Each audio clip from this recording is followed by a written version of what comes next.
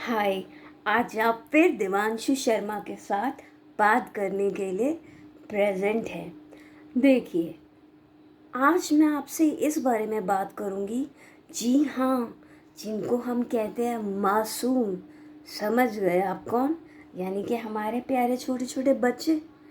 पर आपको लगता है कि क्या वो रियली उनको इतना मासूम कहा जाता है?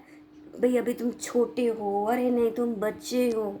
लेकिन मुझे तो लगता है कि आजकल की दुनिया में सबसे ज़्यादा अत्याचार सिर्फ इन मासूम और छोटे बच्चों पर ही हो रहा है।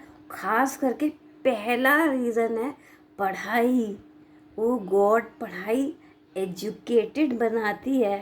पर आज तक जो जितने बड़े हो चुके हैं, क्या वो एजुकेटेड एजुकेटेड सिर्फ अपने कमाने तक के लिए है?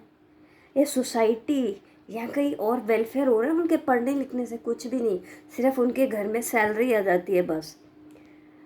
तो ये बच्चों पे इतना अत्याचार क्यों? स्कूल से घर, घर से ट्यूशन, पूरा दिन पढ़ते हैं, खेलने की कोई जगह ही नहीं बची। हाँ, पर कुछ बच्चे हैं जो सारा दिन खेलते हैं। मैं उनकी बात नहीं कर रही। उनको भी कहते हैं ना, अति ऑफ एवरीथिंग इज़ बैड। ठीक है, तो इस बात का ध्यान रखें। और मैं ये कह रही हूँ कि जो एजुकेशन मिनिस्टर्स बनाए हैं, ये कौन होते हैं हमारे बच्चों का सिलेबस डिसाइड करने में? ये तब कुछ होते हैं ना कि जिससे अगर पूरी सोसाइटी का कुछ सुधार हो रहा हो, कोई फ़ायदा हो रहा हो। क्या फ़ायदा हो रहा है? बच्चे कहीं तो कंपटीशन के चक्कर में जाके सुसाइड कर रहे हैं, साइंस स्टूडेंट्स। लेकिन क्यों?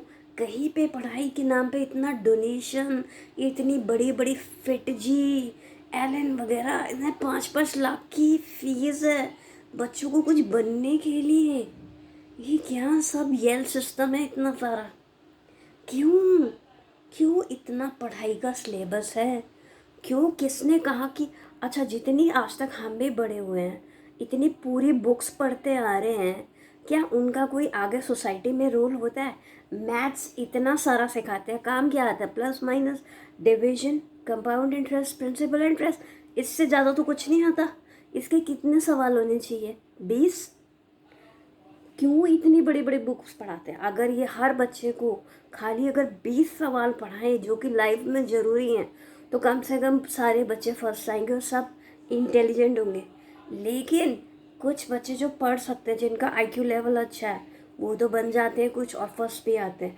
लेकिन जिन बच्चों का लो लेवल है ना, वो बेसिक एजुकेशन लेने से भी रह जाते हैं, क्योंकि इतना सिलेबस का हैवी बर्डन है।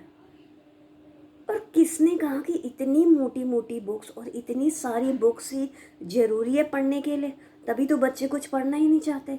कुछ इतना पढ़ रहे हैं कि कंपटीशन में सुसाइड्स करते हैं। क्यों ये तमाशा हो रहा है? ये हमारे बच्चों की एजुकेशन है, हमसे सलाह नहीं ली जाती। सलाह के नाम पे दिखाते हैं कुछ पेरेंट्स, वो उन्हीं के अपने ही बंदे होते हैं।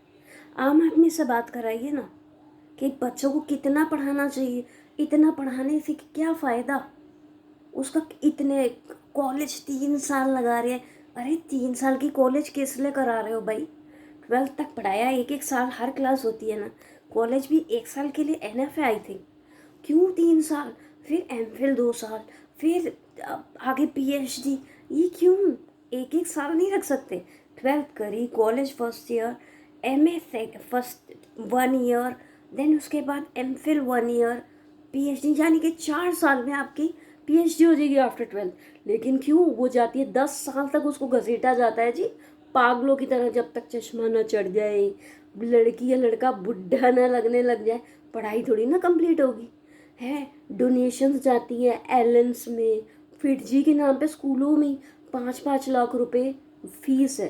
ये कौन सा सिस्टम है? फिर स्कूल में मैथ्स के टीचर किस लिए रखें अगर फिटजी में बच्चे को भेजना है, एलन में भेजना है? वो आँख बंद करके ये मिनिस्टर्स क्या सो रहे हैं क्या? ये एजुकेशन मिनिस्टर इनको किसने बना दिया?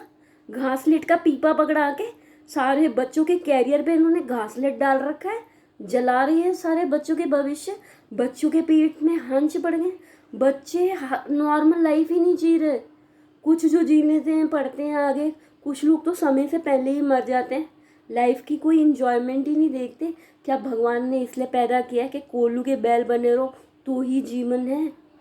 मुझे तो समझ नहीं आता कि ये एजुकेशन किस बात को कह रहे हैं, जब ये नहीं डिसाइड कर सकते कि बच्चों के लिए पढ़ने के खाली 20 सवाल ही इनफ है।